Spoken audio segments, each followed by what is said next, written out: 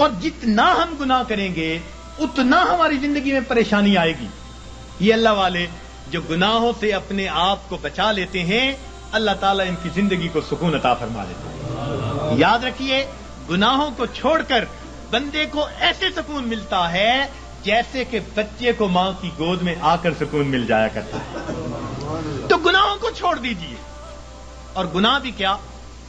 علم اور ارادے سے گناہ کرنا اللہ تعالیٰ اس کو بہت ناپسند فرماتے ہیں. علم اور ارادے سے گناہ کرنا. بے دھیانی میں گناہ ہو جائے جلدی معاف ہو جاتا ہے. بے علمی میں گناہ کر بیٹھے جلدی معاف ہو گیا. جب انسان اپنے علم اور اپنے ارادے سے سوچ سمجھ کر گناہ کر رہا ہوتا ہے پھر اللہ رب العزت کی ناراضگی آتی ہے. پھر اللہ تعالیٰ غصے میں آتے ہیں. مگر اللہ تعالیٰ بڑے حلیم ہیں. وہ پہلے گناہ پہ بندے کو سزا نہیں دیا کرتے. بجلی ہے نا، اس کے بارے میں مشہور ہے کہ یہ پہلی خطا بھی معاف نہیں کرتی. تو اللہ تعالیٰ بجلی کی طرح نہیں ہے. وہ حلیم ذات ہے، وہ کریم ذات ہے، حوصلے والی ذات ہے. وہ بندے کو موقع دیتی ہے.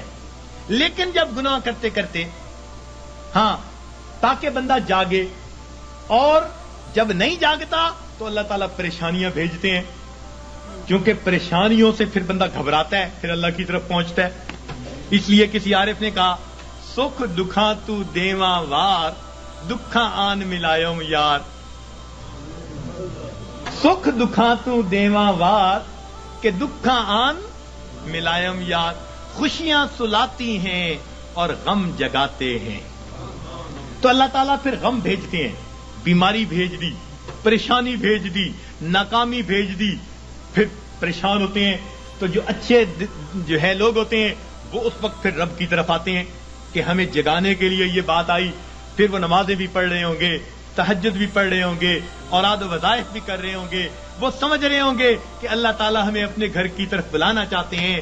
پاک ہے وہ پروردگار جو اپنے بندوں کو پریشانیوں اور مصیبتوں کی زنجیروں میں باندھ کر اپنے در کی طرف بلا رہا ہوتا ہے.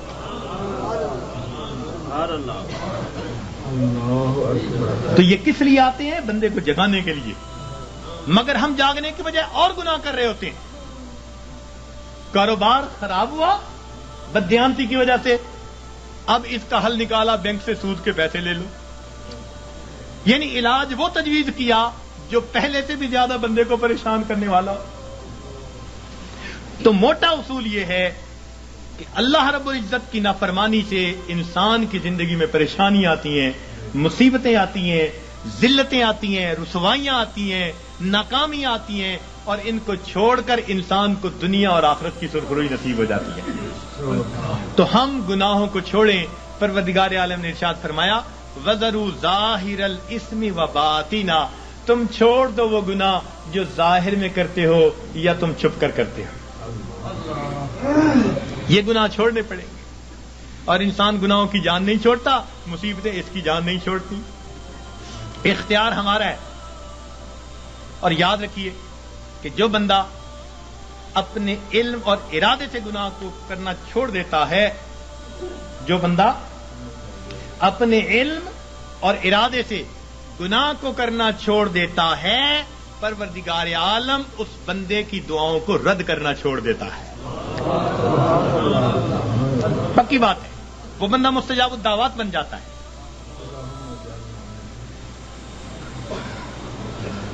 جو بندہ اپنے علم اور ارادے سے گناہ کرنا چھوڑ دیتا ہے، پروردگار عالم اس بندے کی دعاؤں کو رد کرنا چھوڑ دیتا ہے. پوچھتے ہیں حضرت اسم اعظم بتاؤ، اس سے بڑا اسم اعظم اور کیا ہے؟ یہ اسم اعظم ہے کہ گناہوں کو چھوڑ دیں اور پھر دیکھیں پروردگار عالم کیا عطا فرماتے ہیں. اس لیے تو فرمایا کہ جو غیر محرم کی طرف نگاہوں کو ہٹائے گا اللہ رب العزت اس کے دل کی عبادت، اس کے دل کو عبادت میں لذت عطا فرمائے گا. تو معلوم ہوا کہ ہر گناہ کے بدلے لذت ملتی ہے. تو چھوڑ دیجئے گناہوں کو تاکہ اللہ رب العزت دلوں کا سکون اور ایمان کی اور اعمال کی لذتیں عطا فرمائے. لذتیں عطا فرمائے. آج کہتے ہیں جی اور وظائف میں کچھ محسوس نہیں ہوتا. بھئی پہلی بات تو یہ محسوس ہوتا ہے یا نہیں، ہمیں تو بندگی کرنی ہے، ہمیں تو بیٹھنا ہے. یاد رکھیں عبد اللطیف بنے، عبد اللطف نہ بنے. کچھ عبد اللطف ہوتے ہیں، لطف اور مزہ ڈھونڈتے پھرتے ہیں. حضرت مزہ نہیں آ رہا، بھائی مزے ڈھونڈنے، اللہ تعالیٰ کی بندگی کرنی ہے، اس کی یاد کرنی ہے. ہم پابند ہیں، غلام ہیں. ہاں اگر یاد میں وہ مزہ بھی دے دیتا ہے تو عنایت ہے اس کی. یہ رحم ہے پروردگار کا، یہ طرز ہے اس کریم ذات کا کہ اپنے بندوں کے دلوں کو اور لذتیں عطا فرما دیتا ہے. ورنہ ہم تو پابند ہیں، بندے جو ہوئے تو ہم گناہوں کو کرنا چھوڑ دیں گے، اللہ رب العزت زندگی سے پریشانیوں کو دور کر دیں گے. اب یہاں ایک سوال پیدا ہوتا ہے کہ پریشانی تو نیکوں پر بھی آتی ہے، ان کے تو گناہ نہیں ہوتے. جی ہاں، پریشانی گناہگاروں پر بھی آتی ہے، پریشانی نیکوں پر بھی آتی ہے، مگر دونوں کے اندر فرق ہوتا ہے. اس فرق کو سمجھنے کی ضرورت ہے، اس فرق کو سمجھنے کی ضرورت ہے. نیکوں پر اللہ تعالیٰ اس لیے پریشانیوں کو بھیجتے ہیں کہ ان کو بعض وہ درجات دینا چاہتے ہیں جو اپنی محنت سے وہ حاصل نہ کر سکے. اب پریشانیوں کو بھیج دیا تاکہ اس پریشانی کو وجہ بنا کر اللہ تعالیٰ ان کو قرب کے درجات عطا فرما دے. تو اللہ والوں پر اس لیے پریشانی آتی ہیں ان کو اپنے رب کے قریب کرنے کے. اس لیے حضرت مجدد ثانی رحمۃ اللہ نے فرمایا کہ سالک کی قبض کی کیفیت میں جتنی ترقی ہوتی ہے، صاحب کی حالت میں اتنی ترقی نہیں ہوا کرتی. قبض کی حالت کہتے ہیں جب کیفیات سلب ہو، دل نہ لگ رہا ہو، اور اس وقت بھی انسان اللہ کے در پر لگا ہوا ہو عبادات میں، تو اس وقت بڑی ترقی ہوتی ہے اس کی. تو یہ اس لیے کہا کہ تم دیے باد مخالف سے نہ گھبرا اے عقاب، یہ تو چلتی ہے تجھے اونچا اڑانے کے لیے. تو اللہ والوں کے لیے آتی ہیں اونچا، ان کو اونچا اڑانے کے لیے. اور یاد رکھنا کہ اللہ والوں پہ پریشانیاں آتی تو ہیں، مگر ان پریشانیوں سے ان میں بے چینی نہیں آیا کرتی. جس کا رب سے تعلق ہے اس کا بے چینی سے تعلق نہیں ہے. یہ یاد رکھنا کہ اللہ والوں پہ یہ پریشانی آتی ہیں مگر ان پر بے چینی نہیں آتی. کبھی کسی اللہ والے کو بے چین نہیں دیکھیں گے، وہ پرسکون ہوں گے. پریشانیاں ہیں، خوف ہے، مصیبتیں ہیں، بیماریاں ہیں، مگر طبیعت پرسکون ہوگی. جیسے شیشے کے کمرے میں کوئی بیٹھا ہوا ہو اور باہر آندھی چل رہی ہو تو وہ جھکڑ دیکھ رہا ہے، آندھی دیکھ رہا ہے، ہوائیں دیکھ رہا ہے، درخت گرتے دیکھ رہا ہے، مگر اس کو محسوس بھی نہیں ہو رہا. اللہ والوں کا بالکل یہ حال ہوتا ہے کہ ان کو یہ پریشانیاں مصیبتیں نظر تو آ رہی ہوتی ہیں مگر یہ ان کے دل پر اثر انداز نہیں ہو رہی ہوتی. ان کا دل پرسکون ہوتا ہے.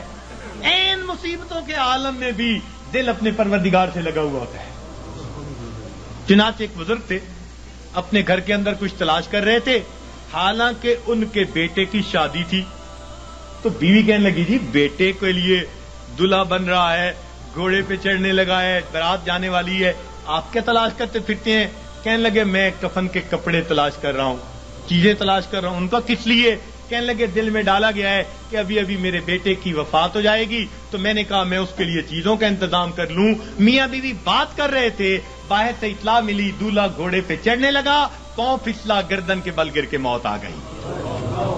یہ ہوتا ہے دنیا دولہا بنا رہی ہے اور ان کے دل میں الہام ہوا موت آنی ہے تو گھر میں تیاریاں کر رہے ہیں. سر تسلیم خم ہے جو مزاج یار میں آئے، اپنے رب پہ راضی ہیں. سبحان اللہ. تو اس لیے اللہ والوں پہ بھی یہ تکلیفیں آتی ہیں مگر ان کے دل کو بے چین نہیں کرتی، پریشان نہیں کرتی، ان کے دل پرسکون ہوتے ہیں. ہاں ان کے رجوع اللہ میں اور زیادہ جو ہے ترقی ہو جاتی ہے.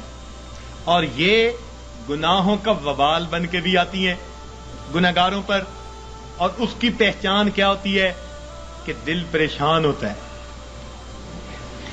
3 باتیں یاد رکھیے، 3 باتیں یاد رکھیے کہ جب کسی انسان پر کوئی مصیبت آئے اور اس بھانے کے لیے بھیجی گئی ہے تو پریشانیاں تو آتی ہیں. اس دنیا میں کون ہے جو پریشان نہیں ہے؟ دری دنیا کسے بے غم نہ باشد، دری دنیا کسے بے غم نہ باشد. اگر باشد بنی آدم نہ باشد، اس دنیا میں کوئی بے غم نہیں، اگر کوئی ہے تو پھر وہ بنی آدم ہی نہیں۔ تو غم تو ہے ہی اس دنیا کے ساتھ، ہاں جہاں کوئی غم نہیں ہوگا اس کا نام جنت ہے، ابھی وہاں نہیں پہنچے، جب پہنچ جائیں گے تو پھر غم ختم کر دیے جائیں گے۔ لا خوف علیہم ولا ہم یحزنون، یہ کہہ دیا جائے گا۔ دنیا کے اندر تو یہ غم آئیں گے، مگر یہ غم کبھی کبھی آتے ہیں۔ ایک بات اور دیکھیے کہ اللہ تعالیٰ کی طرف سے آسانیاں زیادہ اور تنگیاں تھوڑی، صحت کا عرصہ زیادہ، بیماری کا عرصہ، کھانے پینے کا وقت زیادہ اور فاقوں کا وقت، تو عنایات زیادہ ہیں، امتحان کبھی کبھی، عنایات زیادہ ہیں اور امتحان کبھی کبھی۔ تو جب عنایات اتنی زیادہ ہیں تو کبھی کبھی کوئی امتحان آ جائے تو ہم پھر بھی اپنے رب سے راضی رہیں، اپنے آپ کو سمجھائیں کہ پریشان ہونے کی کیا ضرورت ہے۔ کسی عارف نے کہا لطف سجن دم بدم، قہر سجن گاہ گاہ، لطف سجن دم بدم، قہر سجن گاہ گاہ، ای بھی سجن واہ واہ، اون بھی سجن واہ واہ۔ میرے مالک ہم اس پہ بھی راضی ہیں، میرے مولا ہم اس پہ بھی راضی ہیں۔ یہ ہے بندگی، یہ ہے بندگی۔ اور ہم پریشان ہو کر، اگر کوئی بدعقیدہ بندہ تعویذ دینے والا ہے ادھر بھی بھیجتے ہیں عورتوں کو، عاملوں کے پاس، نجومیوں کے پاس، جادو کرنے والوں کے پاس، کالے علم والوں کے پاس، ایمان گواہ بیٹھتے ہیں، اور بڑے بڑے نمازی اور سالک اور ذکر مراقبہ کرنے والے پریشان ہو کر۔ ہرگز نہیں، پریشانیوں کے اندر کبھی ایسے لوگوں کی طرف نہیں جانا، پریشانی کے وقت میں اپنے پروردگار کے گھر کی طرف آنا ہے، مسجد کی طرف آئیں اور اللہ سے اپنے دل کی بات کہیں، اللہ کے سامنے اپنے دل کا دکھ بیان کریں۔ جب دل کا دکھ اللہ کے سامنے بیان کریں گے تو پروردگار پھر ہماری اس مناجات کو قبول فرما لیں گے۔ تو ہمیں کسی نے پریشان نہیں کیا، ہمیں ہمارے گناہوں نے پریشان کر رکھا ہے۔ ہم دوسروں سے حسد کرتے پھرتے ہیں، فلاں نے کر دیا ہوگا، فلاں نے کر دیا ہوگا، فلاں نے کچھ کر دیا ہوگا، اس نے باندھ دیا ہوگا، اس نے باندھ دیا ہوگا، پتہ نہیں کتنے چھوٹے سے خدا بنائے ہوئے ہیں ہم نے، کسی نے کچھ نہیں باندھا۔ باندھنے والی، کھولنے والی وہ ایک ہی ذات ہے۔ واللہ یقبض ویبسط والیہ ترجع۔ تو ہم اس ذات کی طرف رجوع کریں اور ہماری پریشانیاں اللہ تعالیٰ پھر اس طرح ختم کر دیں گے۔ تو مصیبتیں آتی ہیں، مگر مصیبتیں، پریشانیاں اکثر اوقات گناہوں کے سبب سے آتی ہیں، اس وجہ سے انسان مایوس بن جاتا ہے، اعمال چھوٹ جاتے ہیں، انسان ذکر و سلوک میں پیچھے رہ جاتا ہے۔ اللہ والوں پر جو پریشانی آتی ہیں وہ درجات کو بڑھانے کے لیے آتی ہیں۔ اب یہ ایک بنیادی بات سمجھنے کے بعد یہ بات ذہن میں رکھیے کہ جب کسی بندے کو جگایا جائے اور وہ پھر بھی نہ جاگے تو پھر غصہ آتا ہے۔ گھر میں بھی ماں بچے کو جگائے، باپ بیٹے کو جگائے اور وہ نہ جاگے تو غصہ آتا ہے۔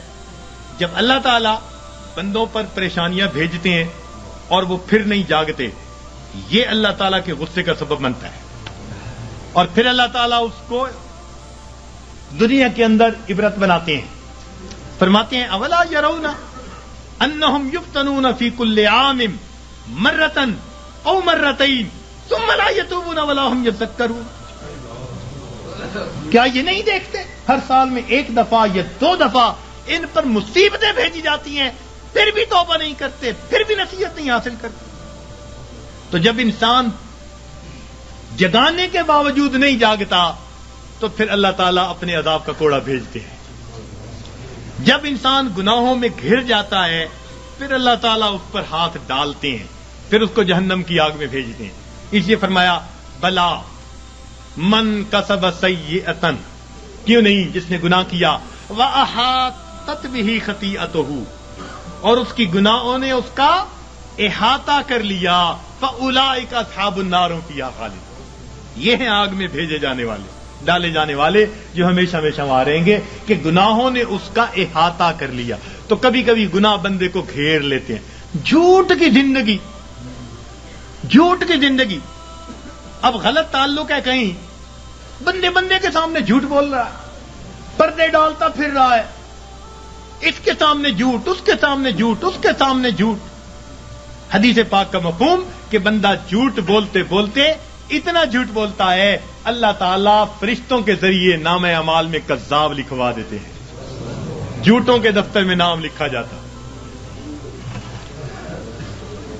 چھپاتے پھرتے ہیں بندوں سے، پروردگار سے تھوڑا چھپا سکیں گے ان باتوں کو.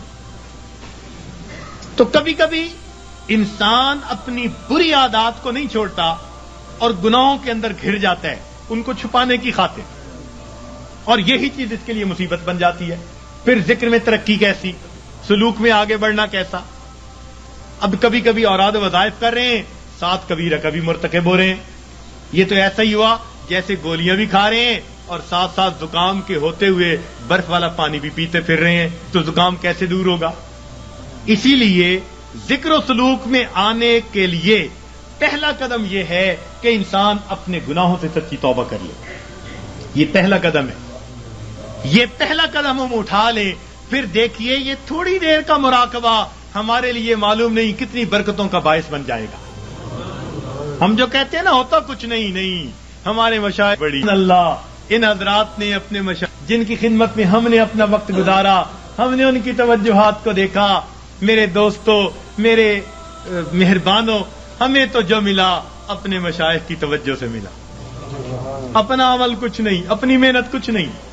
100% اگر کہیں کہ ان کی توجہات سے ملا تو ہم مسجد میں بیٹھ کر بھی سچ بولنے والے ہوں گے. ان کی توجہ سے ملا، اور ہم تو ویسے بھی فضلی ہیں کہ ہمارا تعلق ماشاءاللہ خانقاہ فضلیہ سے، تو ظاہر میں بھی فضلی ہیں اور سچی بات ہے ویسے بھی فضلی ہیں. جو ہوا ہے اللہ کا فضل ہی ہوا ہے، اور اب بھی یہاں سے اللہ کا فضل مانگنے ہی آئے بیٹھے ہیں، اللہ کا فضل مانگنے ہی آئے بیٹھے ہیں. تو اس لیے جب ہم گناہوں کو چھوڑ دیں گے، خود بخود اوراد و وظائف کی توجہات کے جو اثرات ہوں گے وہ دل کے اوپر آنے شروع ہو جائیں گے. ہمارے حضرت خواجہ احمد سعید قریشی رحمۃ اللہ علیہ، احمد الشرقیہ والے، ان کے حالات زندگی میں حضرت سید وار حسین شاہ رحمۃ اللہ علیہ نے یہ واقعہ لکھا. فرمایا کہ وہ کبھی کبھی پورے شہر کے لوگوں کو توجہ دیتے تھے اور فرماتے تھے کہ بعض دلوں سے فیض ٹکرا کر واپس آتا اور مجھے آواز آتی کہ ہمارے لیے اس دل میں کوئی جگہ نہیں ہے، ہمارے لیے اس دل میں کوئی جگہ نہیں ہے. تو جب دل پہ گناہوں کی میل ہی اتنی چڑھی ہوئی ہو، پھر توجہات کیا اثر کریں گی. تو اس میل کو اتاریں گناہوں کو چھوڑ کر، سچی توبہ کر کے. پھر دیکھیے اللہ رب العزت کی رحمت کیسے ہمارے دلوں کو سنوارے گی اور کیسے ہمارے دلوں کو بنائے گی. اور کبھی کبھی تو انسان مال، ہاں ایک نکتے کی بات عرض کرتا چلوں کہ شیطان انسان کو دو طرح سے ورگلاتا ہے. شیطان انسان کو دو طرح سے ورگلاتا ہے، ایک شہوات کے ذریعے سے اور دوسرا شبہات کے ذریعے سے. شیطان انسان کو دو طرح سے ورگلاتا ہے، ایک شہوات کے ذریعے سے اور دوسرا شبہات کے ذریعے سے. یعنی کچھ تو ایسے ہوں گے کہ وہ شہوات کے گناہوں میں لگے ہوئے ہیں، بد نظری میں، گناہ میں، زنا میں، فلاں میں، فلاں میں. یہ شہوات کے گناہ ہیں جو مال سے تعلق رکھتے ہیں یا جمال سے تعلق رکھتے ہیں. دنیا میں دو ہی چیزوں کے اسیر ہیں نا، کچھ مال کے اسیر ہوں گے، کچھ جمال کے اسیر ہوں گے. تو شہوات کے ذریعے سے شیطان بہکاتا ہے، اور جن پر شہوات غالب نہیں آتی، قابو میں رہتے ہیں، ان کو شبہات کے ذریعے سے بہکاتا ہے. مثلا جی یہ مراقبہ سنت سے ثابت ہے، جی یہ بیعت واقعی ضروری ہے، جی یہ پیری مریدی اس وقت بھی تھی. اس قسم کی باتیں شبہات والی دین میں ڈالے گا. اور یہ شک ایسی بری بلا ہے کہ یہ انسان کے اعمال کی بنیاد کو ہلا کے رکھ دیتی ہے. اس لیے قرآن پاک میں ابتدا سے ہی کہہ دیا ذالک الکتاب لا ریب فیہ ھدی للمتقین. ھدی للمتقین بعد میں کہا، پہلے کیا کہا؟ کیونکہ شک کے ساتھ پڑھو گے تو پھر ہدایت نہیں ملے گی. نبی علیہ السلام نے دعا مانگی اللہم انی اعوذ بک من الشک والشرک والشقاق والنفاق وسوء الاخلاق. تو شرک سے بھی پہلے شک سے پناہ مانگی. یہ شک بڑی بری بات، اتنی بری کہ بندے کے ایمان کو بھی ضائع کر کے رکھ دیتی. تو دین اسلام کی باتوں میں شک، جی یہ مولویوں کی بنی ہوئی باتیں ہیں جی، یہ آپس میں بناتے رہتے ہیں جی، کرتے رہتے ہیں جی، یہ بھی کون سا ضروری ہے جی. شک ہو گیا. ہماری جی کہاں ہماری سنتا جی، مانگ مانگ کے جی عمر گزر گئی، ہماری تو سنتا ہی نہیں. تو یہ شک کے ذریعے سے یا شبہات کے ذریعے سے یا شہوات کے ذریعے سے شیطان انسان کو بہکا دیا کرتا ہے. تو انسان پر مصیبتیں اللہ تعالیٰ بھیجتے ہیں، کبھی گناہوں کی وجہ سے تاکہ یہ باز آ جائے، اور کبھی اس کو اپنے قریب لانے کے لیے. اور اس کا ایک ہی حل ہے کہ ہم اپنے گناہوں کو چھوڑ کر اپنے پروردگار کی طرف قدم آگے بڑھائیں. اب شیطان مایوس کرتا ہے، کہتا ہے تو نہیں چھوڑ سکتا. بھئی ہم نہیں چھوڑ سکتے تو پروردگار تو چھڑوا سکتے ہیں نا. بھئی ہم اگر نہیں بچ سکتے تو پروردگار تو بچا سکتے ہیں نا. تو پروردگار عالم ہمیں بچا لیں گے جب ہم سچی توبہ کریں گے. حضرت اقدس تھانوی رحمۃ اللہ نے عجیب نکتہ لکھا ہے. فرماتے ہیں جو بندہ گناہ کر بیٹھے مگر اللہ سے دعائیں مانگے اللہ بچا لے، میں بچنا چاہتا ہوں، روئے دھوئے معافیاں مانگے، پھر گناہ کر بیٹھے، پھر روئے دھوئے معافیاں مانگے، فرمایا ساری زندگی اسی طرح کرتا رہے، اللہ تعالیٰ قیامت کے دن اس کو کھڑا کریں گے، فرمائیں گے میرے بندے تو گناہوں سے بچا کیوں نہیں؟ کہے گا یا اللہ ہر وقت معافیاں مانگتا تھا اور کہتا تھا اللہ بچا لے، میں تو دعا ہی کر سکتا تھا. اللہ تعالیٰ فرمائیں گے واقعی تو نے دعا مانگی، تیری دعا کو قبول کر کے سب گناہوں کو ہم نے معاف فرما دیا. تو جب گناہ سرد ہو جائے تو معافیاں مانگے، روئے دھوئے اپنے رب کو منائے. الندم توبۃ، ندامت توبہ. تو دل میں نادم ہو اور اپنے رب کو منانے کی کوشش کرے، اسی وقت دیر نہ کرے. گناہ کا سرزد ہو جانا یہ کوئی ایسی بڑی بات نہیں ہے. بڑے بڑوں سے بعض اوقات غلطیاں ہو جاتی ہیں، تو گر جانا برا نہیں، گر کر پڑے رہنا برا ہوا کرتا ہے. تو کبھی کوئی کوتاہی ہو جائے، کوئی غلطی سرزد ہو جائے تو بندہ فوراً اپنے رب سے سچے دل سے معافی مانگے اور اپنے آپ کو اللہ تعالیٰ کے پیش کرے اور کہ اللہ مجھے بچا لینا. غم حیات کے سائے محیط نہ کرنا، غم حیات کے سائے محیط نہ کرنا، کسی غریب کو دل کا غریب نہ کرنا. میں امتحان کے قابل نہیں میرے مولا، میں امتحان کے قابل نہیں میرے مولا، مجھے گناہ کا موقع نصیب نہ کرنا. تو روئے اللہ مجھے گناہ کا موقع نہ دینا، اللہ بچا لینا. تو جب بندہ روئے گا اللہ تعالیٰ پھر اس کو گناہوں سے بچا لیں گے.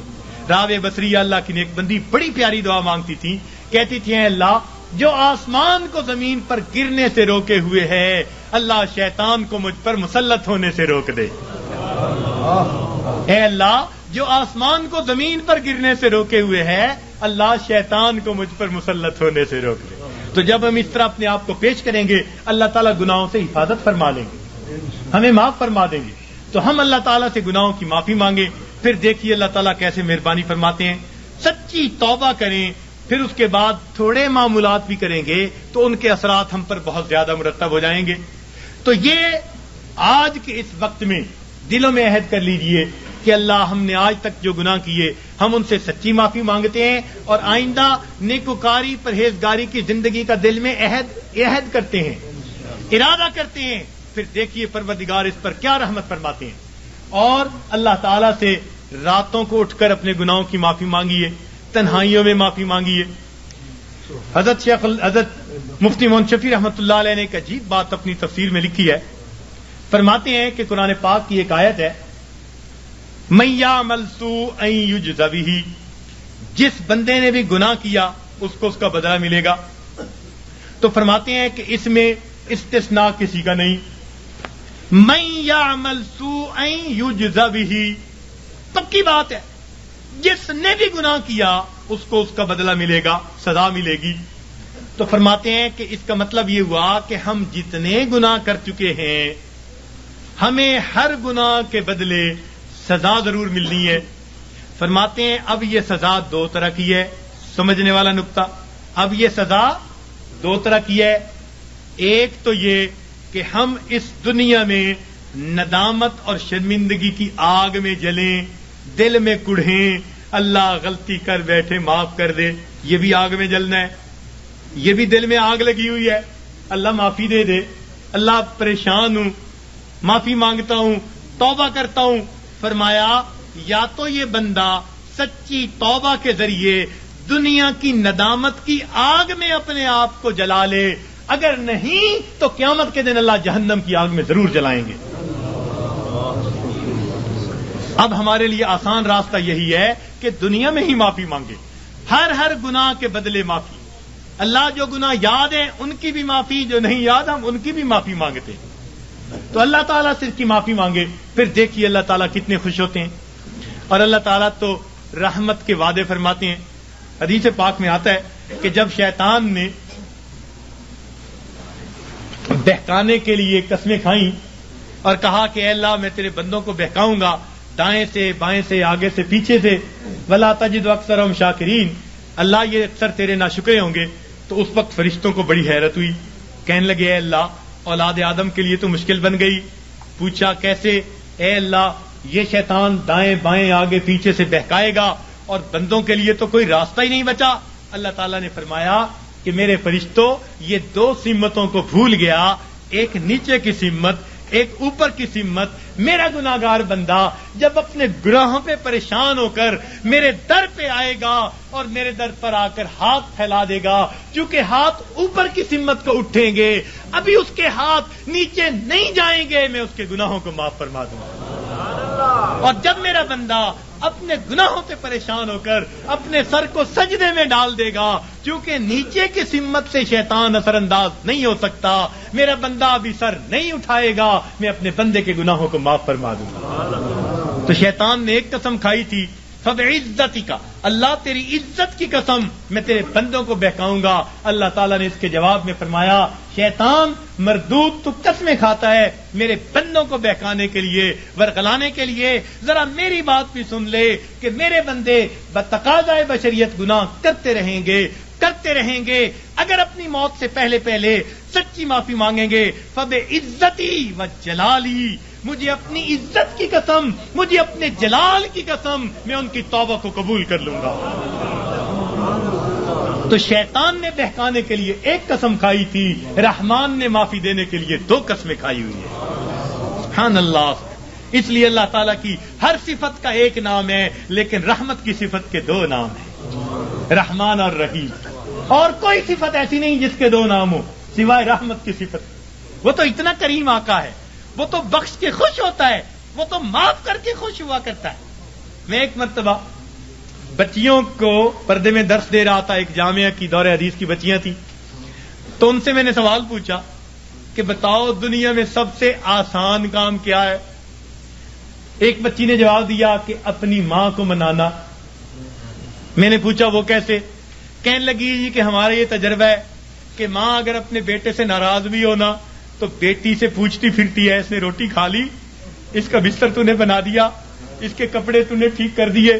اب اوپر سے ناراض پھر رہی ہے, مگر ماں کی ممتا اس کو مجبور کر رہی ہے, لہذا بیٹی سے پوچھتی پھرتی ہے, بیٹی کے ذریعے اس کو کھانا پہنچا رہی ہے. دل سے ناراض نہیں, خفا تھی, بچے نے ستایا مگر دل سے خفا نہیں, اس لیے پوچھتی بھی پھر رہی ہے کہ بچے کو سب چیزیں مل گئی یا نہیں مل گئی. تو وہ کہنے لگی کہ جب ماں کی ممتا کا یہ حال ہے تو ماں کو منانا بہت آسان ہوتا ہے.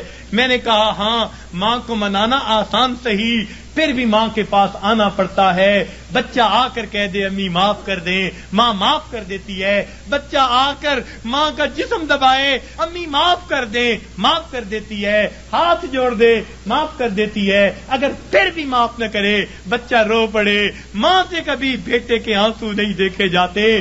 کتنی ناراض کیوں نہ ہوگی جب دیکھے گی بچہ آنسو بہا رہا ہے، اپنے دوپٹے کے پلو کو لے کے آنسو پوچھے گی، کہے گی بیٹا رو نہیں، چل میں نے تجھے معاف کر دیا۔ تو ماں کو منانا دنیا میں اتنا آسان ہے۔ بچیاں کہنے لگیں، میں نے انہیں اس وقت بتایا کہ دیکھو ایک اور ذات ہے جس کو منانا ماں کے منانے سے بھی 70 گنا زیادہ آسان ہے، اور وہ پروردگار عالم کی ذات ہے۔ ماں کو تو پھر بھی زبان سے کہنا پڑے گا، پاؤں پکڑنے پڑیں گے، ہاتھ جوڑنے پڑیں گے، آنسو بہانے پڑیں گے۔ ایک وہ پروردگار ذات ہے جس کے سامنے بندہ تنہائی میں بیٹھا ہو، فقط دل کے اندر نادم ہو جائے، دل کے اندر شرمندہ ہو جائے اور دل میں پکارے، پروردگار گناہوں کی معافی چاہتا ہوں، میں نے سچی توبہ کر لی، اللہ میں نے سلو کر لی، مجھے اپنا بنا لے، شیطان کے پنجے سے چھڑا لے۔ کوئی ہاتھ نہیں ہلایا، کوئی اس نے زبان سے لفظ نہیں نکالا، فقط دل کی ندامت کو قبول کر کے اللہ تعالیٰ اپنی ناراضگی کو دور فرما دیتے ہیں۔ تو اللہ رب العزت کو منانا ماں کے منانے سے بھی 70 گنا زیادہ آسان ہے۔ تو اپنے رب کو منا لیجئے۔ ابن قیم رحمت اللہ نے عجیب واقعہ لکھا، فرماتے ہیں میں گلی میں جا رہا تھا، میں نے دیکھا ایک دروازہ کھلا، ماں اپنے بچے کو مار رہی ہے، تھپڑ لگا رہی ہے اور کہتی ہے تو نے مجھے بڑا ذلیل کیا، بڑا پریشان کیا، نافرمان ہے، کوئی بات نہیں مانتا، نکل جا میرے گھر سے۔ وہ بچہ رو رہا تھا، دھکے کھا رہا تھا۔ جب گھر سے باہر نکلا ماں نے کنڈی لگا دی۔ فرماتے ہیں میں کھڑا ہو گیا، ذرا منظر تو دیکھوں۔ بچہ روتے روتے ایک طرف کو چل پڑا، ذرا آگے گیا، نکر سے پہلے واپس آ گیا، پھر دروازے پہ کھڑا۔ میں نے پوچھا بچے واپس کیوں آ گئے؟ کہنے لگا سوچا تھا کہیں اور چلا جاؤں، پھر دل میں خیال آیا مجھے دنیا کی ہر چیز مل سکتی ہے، مجھے ماں کی محبت نہیں مل سکتی، میں اس لیے واپس آ گیا ہوں۔ محبت ملے گی اسی در سے ملے گی۔ کہتے ہیں بچہ بات کر کے وہی بیٹھ گیا، میں بھی وہی بیٹھا۔ بچے کو نیند آئی، اس نے دہلیز پہ سر رکھا سو گیا۔ کافی دیر گزری، ماں نے کسی وجہ سے دروازہ کھولا، ضرورت کے لیے باہر جانا چاہتی تھی، بیٹے کو دیکھا دہلیز پہ سر رکھے سو رہا ہے، اٹھایا، کیوں دہلیز پہ سر رکھے سو رہے ہو؟ امی مجھے دنیا میں کوئی دوسری ماں نہیں مل سکتی، میں اس دہلیز کو چھوڑ کے کیسے جاؤں؟ فرمایا بچے کے الفاظ سے ماں کی آنکھوں سے آنسو آ گئے، بچے کو سینے سے لگا لیا۔ میرے بیٹے جب تیرا یقین ہے اس گھر کے سوا تیرا گھر کوئی نہیں، میرے در کھلے ہیں، آ جا، میں نے تیری غلطیوں کو معاف کر دیا۔ فرماتے ہیں جب گنہگار بندہ اپنے رب کے دروازے پہ اس طرح آتا ہے اور کہتے ہیں رب کریم میری خطاؤں کو معاف کر دے، میرے گناہوں کو معاف کر دے، اے بے قصوں کے دستگیر، اے دکھی دلوں کو سکون دینے والے، اے غمزدہ دلوں کو تسلی دینے والی ذات، اے پریشان دلوں کو سکون بخشنے والی ذات، اے بے سہارا لوگوں کا سہارا بننے والی ذات، اے گناہوں کے پردوں میں، گناہوں کو اپنی رحمت کے پردوں میں چھپا لینے والی ذات، تو میرے لیے رحمت فرما دے، مجھے در در کے دھکے کھانے سے بچا لے، اللہ اپنی ناراضگی سے بچا لے، میں سلو کرنے کے لیے حاضر ہو گیا ہوں، پروردگار آئندہ نیکوکاری کی زندگی عطا فرما۔ تو جب بندہ اس طرح پیش کر دیتا ہے اللہ رب العزت اس بندے کی توبہ کو قبول کر لیتے ہیں۔ اللہ تعالی ہمیں سچی توبہ کرنے کی اور توبہ کر کے یہاں سے اٹھنے کی توفیق عطا فرما دے۔ وآخر دعوانا ان الحمد للہ رب العالمین۔